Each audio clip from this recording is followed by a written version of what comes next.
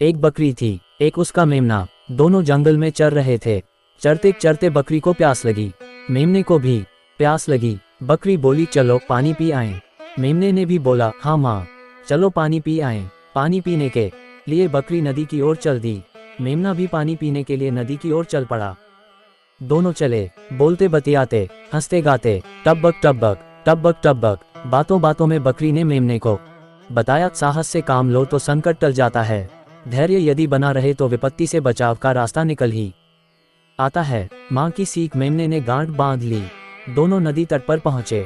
वहां पहुंचकर बकरी ने नदी को प्रणाम किया, मेमने ने भी नदी को प्रणाम किया। नदी ने दोनों का स्वागत कर उन्हें सूचना दी, भेड़िया आने ही वाला है, पानी पीकर फौरन घर की राह लो। भेड़िया गंदा है, वह मुझ जैसे छोटे जीवों पर रौब झाड़ता है, उन्हें मारकर खा जाता है। वह घमंडी भी है, तुम उसे अपने पास क्यों आने देती हो, पानी पीने से मना क्यों नहीं कर देती। मेमने ने नदी से कहा। नदी मुस्कुराए, बोली, मैं जानती हूँ कि भेड़िया गंदा है, अपने से छोटे जीवों को सताने की उसकी आदत मुझे जरा भी पसंद नहीं है, पर क्या करूँ, वह जब भी मेरे पास आता है प्यासा होता है, प्यास बुझाना मेरा धर्म है, मैं उसे मना नहीं कर सकती। बकरी को बहुत जोर की प्यास लगी थी, मेमने को भी बहुत जोर की प्यास लगी थी। दोनों नदी पर झुके। नदी का पानी शीतल था, साथ में मीठा भी। बकरी ने खूब पानी पिया, मेमने ने भी खूब पानी पिया। पानी पीकर बकरी ने डकार ली, पानी पीकर मेमने को भी डकार आई। डकार से पेट हल्का हुआ तो दोनों फिर नदी पर झुक गए, पानी पीने लगे। नदी उनसे कुछ कहना चाहती थी, मगर दोनों को पानी पीते देख चुप रही। बकरी ने उठकर पानी पिया, मेमने ने भी उठकर पानी पिया। पानी पीकर बकरी मुड़ी तो उसे जोर का झटका लगा। लाल आंखों, राक्षसी डील डॉल वाला भेड़िया सामने खड़ा था। उसके शरीर का रक्त जम सा गया। मेमना भी भेड़िए को देख घबराया। थोड़ी देर तक दोनों को कुछ न सूझा। अरे वाह, आज तो ठंडे जल के साथ गर्मागर्म भोजन भी है। अच्छा हुआ जो तुम दोनों यहाँ मिल गए। बड़ी जोर की भूख लगी है, अब मैं तुम्हें खाकर पहले अपनी भूख मिटाऊंगा, पानी बाद में पीऊंगा। तब तक बकरी संभल चुकी थी, मेमना भी संभल चुका था। छी छी, कितने गंदे हो तुम, मुंह पर मक्खियां भिनभिना रही है, लगता है महीनों से मुंह नहीं धोया। मेमना बोला। भेड़िया सकपकाया, बगले झांकने लगा।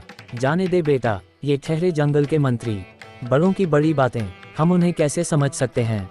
हो सकता है भेड़िया दादा ने मुंह न धोने के लिए कसम उठा रखी हो। बकरी ने बात बढ़ाई, क्या बकती है, थोड़ी देर पहले ही तो रेत में रगड़कर मुंह साफ किया है।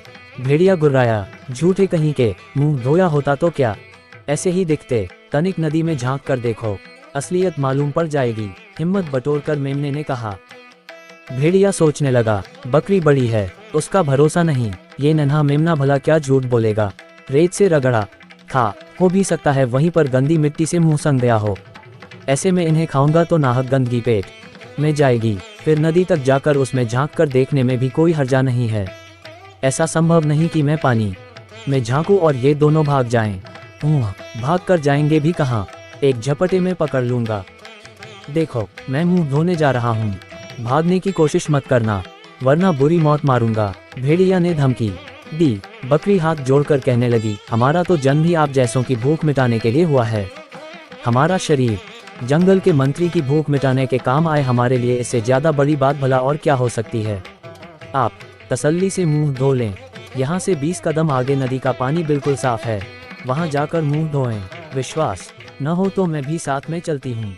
भेड़िए को बात भा गई। वह उस ओर बढ़ा जिधर बकरी ने इशारा किया था। वहाँ पर पानी काफी गहरा था, किनारे चिकने। जैसे ही भेड़िए ने अपना चेहरा देखने के लिए नदी में झांका, पीछे से बकरी ने अपनी पूरी ताकत समेटकर जोर का धक्का दिया। भेड़िया अपने भारी भरकम शरीर को संभाल न पाया और धप से नदी में जा गिरा। उसके गिरते ही बकरी ने वापस जंगल की दिशा में दौड़ना शुरू कर दिया।